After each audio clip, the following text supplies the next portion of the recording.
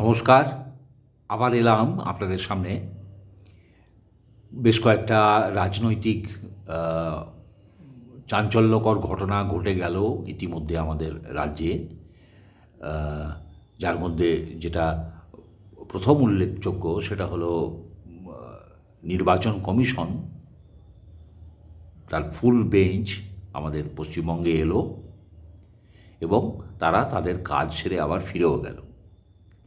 মাঝখানে আমাদের শাসক দলের অতি উৎসাহী সব সমর্থকরা তাদেরকে কালো পতাকা দেখালো, গো ব্যাক স্লোগান দিল। আর জ্ঞানেশ কুমার, যাকে আমাদের দিদিমণি ভ্যানিশ কুমার নামে খ্যাত করেছেন, সেই জ্ঞানেশ কুমার কলকাতার বিশেষ বিশেষ তিনটি জায়গা, যেমন কালীঘাট, বেলুড় মঠ আর দক্ষিণেশ্বর, এই তিনটি জায়গা তারা ভ্রমণ করলো, তাদের পুজো আর্চা যা দেওয়ার দিল, আর দেখে গেল পশ্চিমবঙ্গের হাল হকিকত। রিপোর্ট তারা অবশ্যই পাচ্ছে পশ্চিমবঙ্গের কি অবস্থা, কি না, খবরও পাচ্ছে, রিপোর্টও পাচ্ছে। সেখানে সেই অনুযায়ী তারা তাদের সিদ্ধান্তও নিল। ওদিকে দ্বিতীয় বড় ঘটনা, সুপ্রিম কোর্টে এতদিন থাপ্পড়, লাথি এসব খাওয়ার পরে শেষমেশ পরিষ্কার ঝাঁটার বাড়ি দিয়ে সুপ্রিম কোর্ট শাসক দলকে তাড়িয়ে দিল। যদিও সেটাকে কল্যাণ বন্দ্যোপাধ্যায় এবং ভাইপো বন্দ্যোপাধ্যায় এরা বিশাল জয় হিসাবে মানুষের কাছে তুলে ধরল। আচ্ছা, জয়টা কিসের? এরা কি চেয়েছিল? এরা চেয়েছিল এসআইআরটা না হোক, সেটা পারল না, হারলো, থাপ্পড় খেলো। এরা চেয়েছিল যে এত মানুষের নাম বাদ যাচ্ছে, এসআইআর ঠিকঠাক হচ্ছে না, 2025-এর ভোটার তালিকা দিয়ে ভোট হোক। সে আবদারও ধোপে টিকল না, চড়তাপ্পড় খেয়ে বাড়ি ফিরতে হলো। শেষমেশ আদালত অমীমাংসিত যেসব নাম ভোটার তালিকাতে এখনও পর্যন্ত আপডেট না করে যাদের নামগুলোকে এই আরও ইআরও এরা রেখে দিয়েছিল,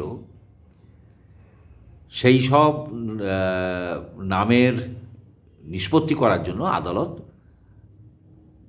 বিচার বিভাগীয় একটা বন্দোবস্ত করে দিল যে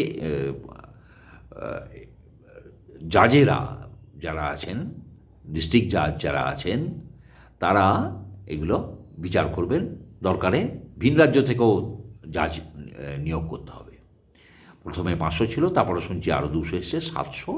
তারা ইতিমধ্যে 10 লক্ষ নামের নিষ্পত্তি করে ফেলেছে। তার থেকে 3.5 লক্ষ প্রায় নাম বাদ গেছে, তার মানে 35%। আমি আশা করছি এটা 40% ন্যূনতম হবে, এই বাদ যাওয়ার অঙ্কটা।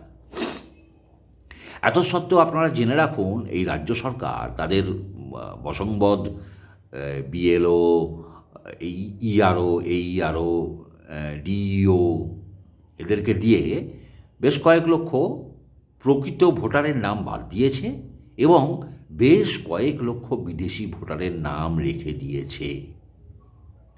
সম্পূর্ণ ব্যর্থ হয়েছে আমি বলবো না, আংশিক সাফল্য তারা পেয়েছে, কিন্তু সেই আংশিক সাফল্যটা এদের যথেষ্ট নয় এদের ক্ষমতা ধরে রাখার জন্য।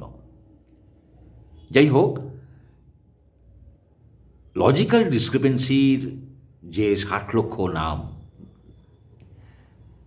সেখান থেকে বহু মানুষের নাম বাদ যাচ্ছে। রাজ্য সরকার বললে ভুল হবে, শাসক দলের দাবি যে এখানে প্রকৃত ভোটারের নাম বাদ দেওয়া হচ্ছে। সুপ্রিম কোর্ট খুব বিরক্ত হয়েছেন। তারা বললেন যে আপনাদের কি আর কোনো কাজকর্ম নেই, নাকি আমাদের কোনো কাজকর্ম নেই পশ্চিমবঙ্গের এইসব শোনা ছাড়া, আর কোনো আসবেন না। এবং ঠিক করে দিলেন যে ট্রাইব্যুনাল গঠিত হবে, অবসরপ্রাপ্ত বিচারপতিদের দ্বারা ট্রাইব্যুনাল গঠিত হবে। সেই ট্রাইব্যুনাল মীমাংসা করবে যে নামগুলো বাদ গেছে, যারা নতুন করে নাম তুলতে চাইছে তাদের নামগুলো বৈধ না অবৈধ। বুঝতেই পারছেন একটা বিশাল দীর্ঘ প্রক্রিয়াতে পড়ে গেল এটা। ট্রাইব্যুনালের কাছে আপনারা ভাবতে পারছেন যেখানে মানুষ 6 নম্বর ফর্ম ফিল আপ করে তার নাম নতুন করে তোলার আবেদন করতে পারত তার সমস্ত নথিপত্র দিয়ে, সেটা চলে গেল ট্রাইব্যুনালের হাতে। তারা পুঙ্খানুপুঙ্খ খতিয়ে দেখে বিচার করে ঠিক করবে যে এদের নাম থাকা উচিত কি নয়। সুপ্রিম কোর্টও বুঝে গেছে যে এরা জালিয়াতির চরমে উঠে গেছে, এদেরকে কোনোভাবে জব্দ করা যাবে না। সুপ্রিম কোর্টও যেন আধা জল খেয়ে লেগেছে যে তোদের আমরা দৌড় দেখে ছাড়ব। তা নাহলে এই ট্রাইব্যুনালের যে আদেশ দিলেও সুপ্রিম কোর্ট, আপনারা তার অর্থ বুঝছেন যে দীর্ঘ প্রক্রিয়া যদি এরকম হয় সত্যি সত্যি, যে একটা মানুষ তার কয়েক লক্ষ মানুষ তাদের নাম ভোটার লিস্টে উঠবে কি উঠবে না মীমাংসা এখনও হয়নি, সেই অবসরে ভোট ঘোষণা করা কিন্তু সম্ভব নয় আইনত। এখন সুপ্রিম কোর্ট ঠিক করবেন। সুপ্রিম কোর্ট বলে দিয়েছে যে আগে নির্বাচন কমিশন তাদের দিনক্ষণ ঘোষণা করুক, তারপর আমরা ওটা দেখব খতিয়ে। অর্থাৎ নির্বাচন কমিশন যদি অমীমাংসিত নাম রেখেও ভোট ঘোষণা করে, সেখানে সুপ্রিম কোর্ট কিন্তু ইচ্ছা করলেই বলতে পারে যে না, ভোট এখন ঘোষণা করা ঠিক হবে না, কেন এত সংখ্যক নাম এখনও অমীমাংসিত রয়েছে। অর্থাৎ যেচে সেধে আমাদের রাজ্য সরকার, আমাদের শাসক দল যেচে সেধে মানে বাঁশ নিয়েছেন বলা যায়। আর এই ঘটনাটাকে বিরাট একটা জয় বলে দাগিয়ে দিয়ে ধর্নার মঞ্চটাকে আপাতত ধর্না মঞ্চ থেকে উঠে যাওয়ার একটা মুখ তৈরি করা হলো। তা না হলে ধর্না থেকে ওঠার কোনো ইস্যু পাওয়া যাচ্ছিল না। কেন উঠবে? ধর্না যেটা শুরু হলো একটা দাবি নিয়ে, সেই দাবিটা তো পূরণ হলো না। পূরণ যদি না হয় তাহলে ধর্না তো শেষ হয় না। তাই জন্য এরকম একটা আবহ তৈরি করে, একটা মিথ্যা আবহ তৈরি করে রাজ্য আমাদের শাসক দল ধর্না থেকে পালিয়ে গেল। পালিয়ে যাওয়ার আগে কসুর কিছু ছাড়ল না। যত রকমের ভয় ভীতি প্রদর্শন, হুমকি, মিথ্যাচার সবই করল। শেষমেশ মাননীয়া একটা কুৎসিত ইঙ্গিত করে গেলেন যে একটা বিশেষ কমিউনিটি আছে, তারা যদি জোট বেঁধে মানে করে তাহলে আপনাদের 1 সেকেন্ডে 12টা বাজিয়ে দেবে। প্রথম কথা, এখানে উনি একটা কমিউনিটিকে খুব বাজেভাবে তাদের চরিত্র হনন করলেন। এমন একটা ভাব উনি করলেন যে এই কমিউনিটি একটা আছে যারা এরকম সংঘবদ্ধ হয়ে মানুষের সর্বনাশ করে, এটা উনি বললেন। আর সেই কমিউনিটিটা কে আমাদের রাজ্যবাসীর তো জানতে বাকি নেই কার কথা উনি বলছেন। আর কাদের 12টা বাজানোর নয়, আবার 13টা বাজানোর কথা বলছেন, তাও আমরা বুঝছি। একটা কমিউনিটি জোট বাঁধবে, আর একটা কমিউনিটি যে জোট বেঁধে ফেলেছে মাননীয়া, তার কি হবে? আপনি যাই করছেন তার ফল উল্টো হচ্ছে। আপনি যা বললেন তাতে যে কমিউনিটিকে আপনি বলতে চাইছেন যদি জোট বাঁধে, যারা জোট বাঁধলে 13টা বাজিয়ে দেবে, সেই কমিউনিটিটার অপমান করলেন। আর যাদেরকে আপনি ভয় দেখাচ্ছেন তারা বুঝতে পারলো যে আপনি থাকলে সমস্যাটা কোথায়। যাই হোক, তো এই রকম অবস্থায় দেখুন, ভোট কবে হবে এখনও পর্যন্ত কিন্তু নিশ্চিত নয়। আমি আবার বলছি, ভোট কবে হবে নিশ্চিত নয়।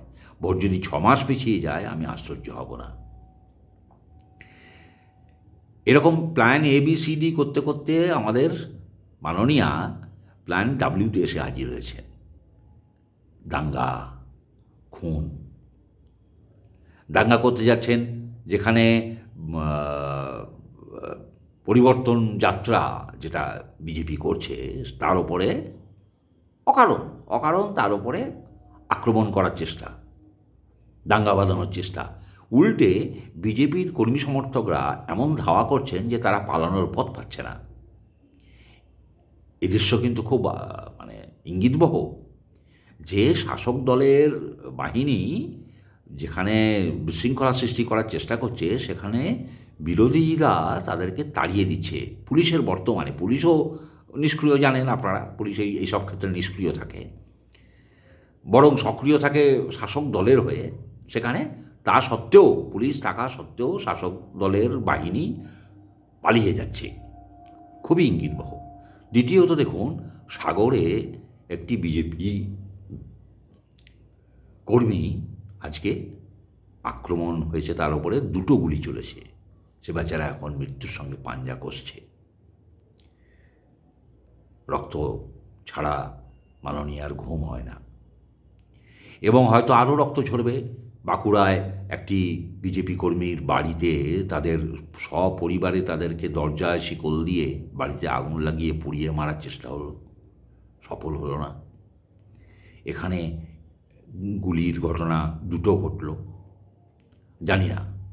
জানি না আরও কত কিছু ঘটবে, আমরা আরও কত কিছু দেখব।